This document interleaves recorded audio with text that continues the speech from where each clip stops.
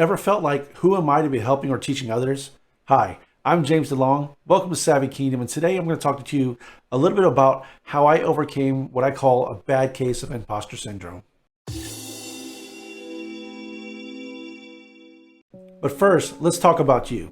Have you ever sat down and really thought about all the things that you've achieved? Now seriously, spend about 25 minutes today or sometime during the week and just write down all the things that you've done.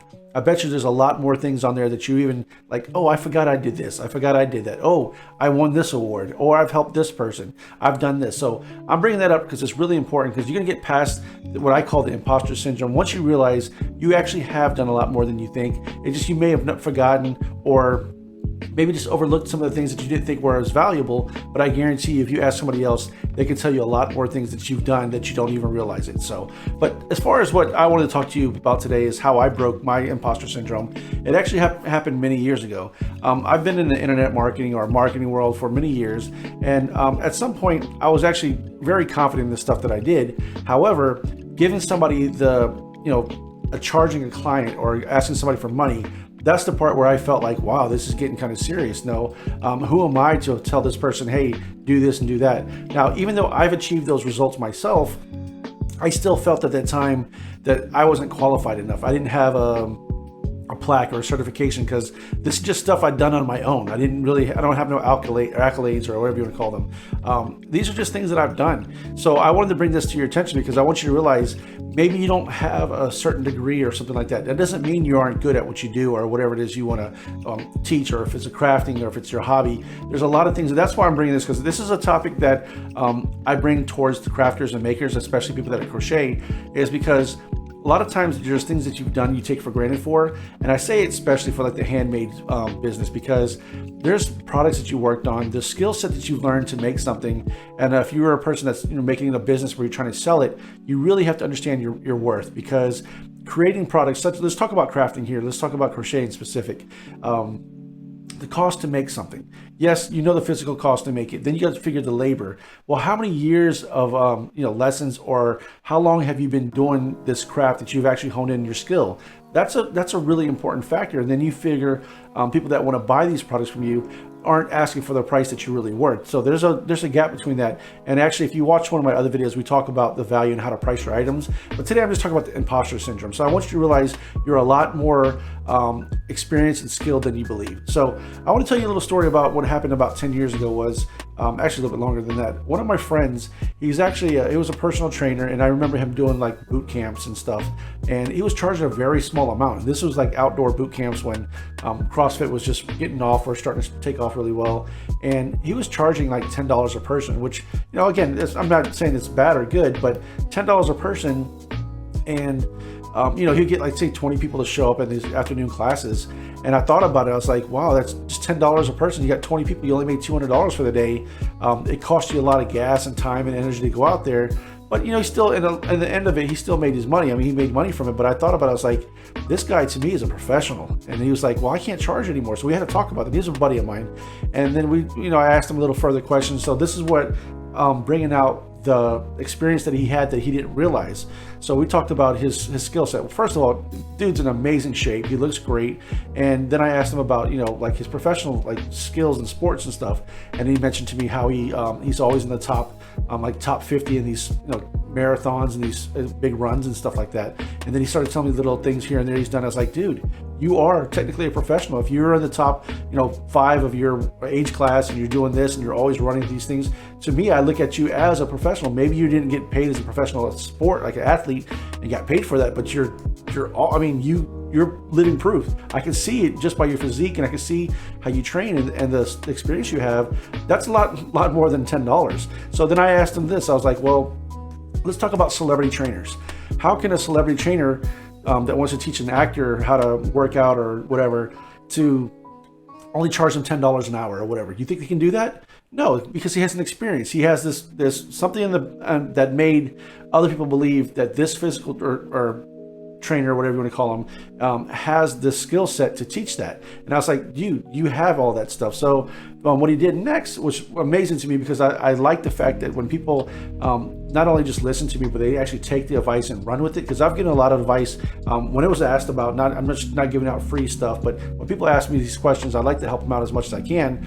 And I learned that the hard way, by giving out advice, you can lead a horse to water, but it doesn't mean they're going to drink. And that's happened many times. So lesson learned, I don't really help people that often unless they ask me for it, because I feel like it's wasting their time and my time. So that's really key on me. So I'm really valuable about my time and what I teach people. So what I wanted to bring to your attention was, after that talk, the next thing I found out was he was asking me about the pricing. I was like, well, these people are charging at least $30, $40 an hour for just basic training stuff. And I said, but you're worth a lot more because you are a professional. These are just regular trainers you see that may have got a certification at the local gym or whatever. I say, but dude, look at these people. I don't see them getting the results that you have. I mean, obviously they could have some of them, I'm not bashing them at all, but just looking at their physiques and looking at what they've done, they're just a paper person. They just got the paper degree that said you charge this much, but there's no such thing saying you can't charge what you value yourself as. So that's why this is really important for me to tell you about this today, because I want you to know, in the crafter maker's world, you're worth a lot more than you believe. So don't have that imposter syndrome. So anyways, we talked about the pricing, and I told him, honestly, I think you could charge more than 30, 40 bucks. I said, let's try 70. And I know he was nervous about it, but here's the thing, he did it anyway.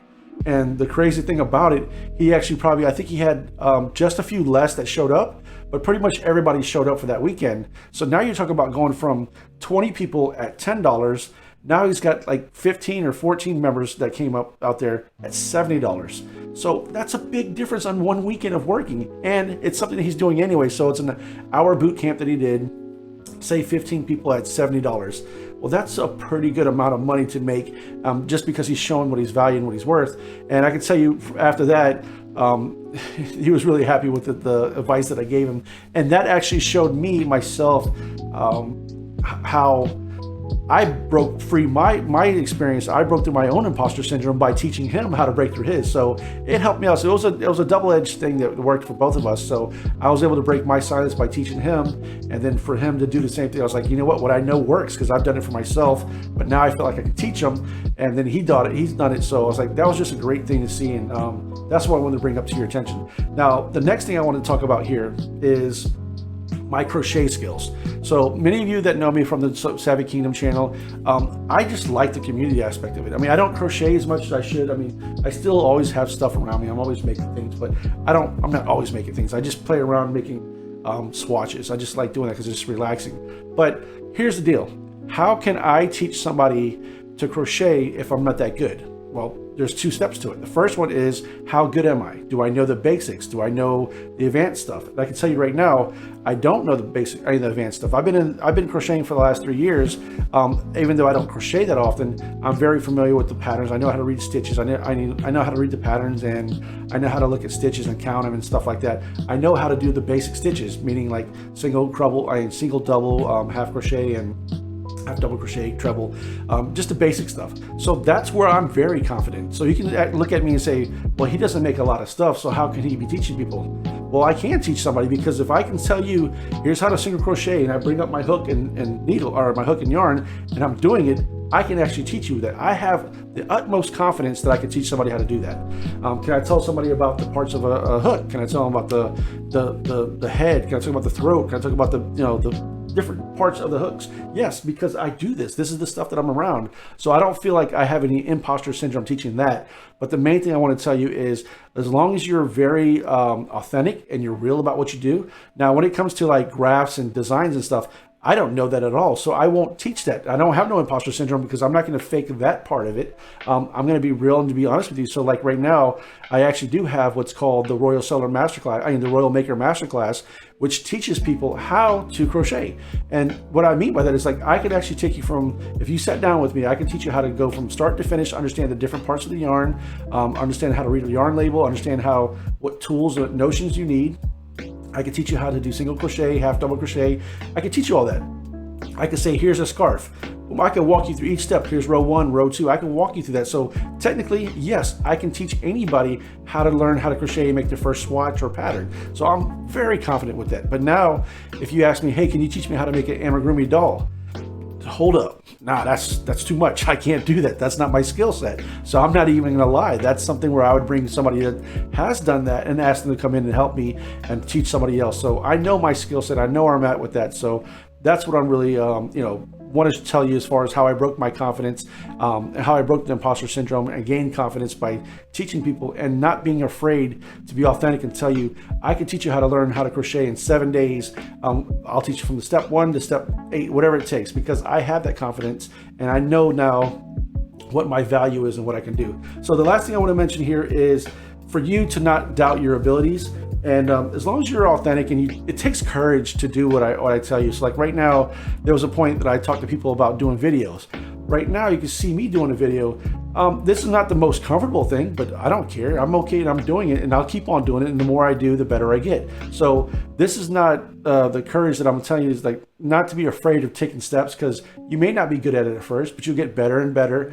And with the imposter syndrome, I will tell you right now, as far as whatever it is that you think that you don't know, or you're afraid to teach somebody, trust me, you probably have already done it. If you've done it before and you had people, like I said, take 25 minutes and write down your skill set of the topic or whatever it is you're doing. So if I'd said to you, can you teach somebody how to crochet? And you might be, no, I can't teach nobody. I don't. And you've been doing it for 10 years.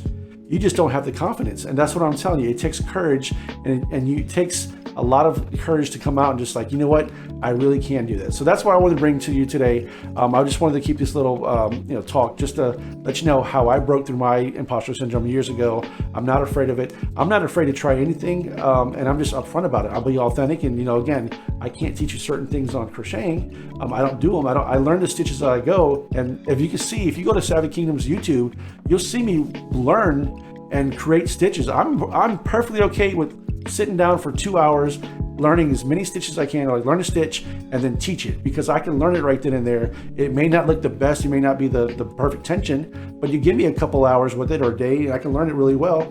I'm very confident that I can pick up 20 different stitches and teach it in the next couple of days on YouTube, because that's something I'm going to learn, and as I learn as I go, I can teach it. But I might not remember all those stitches within the next couple of weeks. I'll probably forget them, but at least I can go back to my videos and learn from them. So that's what I want to talk to you today about, is how you can build your confidence just by going out there doing it, and also to take a little time to figure out what the stuff is that you've done in the past, because you're a lot more capable of being, a coach or a teacher or whatever it is, or selling your items, your craft items, whatever it is, than you think. So hope you enjoyed that. And if you really found value in this, I would tell you right now, there's a couple things I'd like to do is invite you to the Savvy Kingdom Guild. And the guild is a pretty cool place, because you're going to see me do a little behind the scenes stuff. Like these videos I do here, I do a lot more that are behind the scenes. So go to savvykingdom.com/guild. It's a really cool place. It's a different community, and I talk a lot more stuff besides crochet and crafting on there. So it's going to be really fun. You can go there, post pictures of your pets, your food, whatever. Just have a conversation with other crafters and makers in the industry. So hope you enjoyed that, and I'll see you in the next video.